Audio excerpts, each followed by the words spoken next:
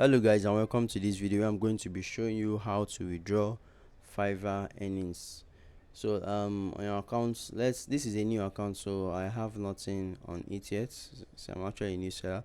So this is an account I'm managing. So on this account, all you have to do is click on my business, and once you log into your home page, then scroll to earnings, click on it.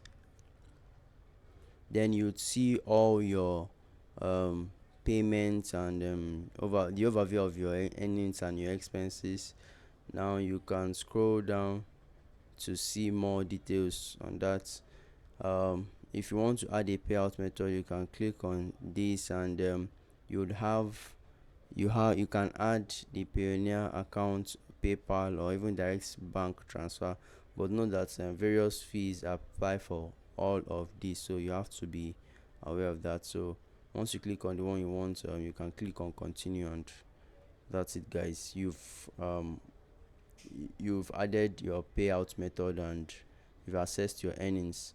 And also it takes about 3 weeks for Fiverr to clear some payments, so you may have to be patient on that.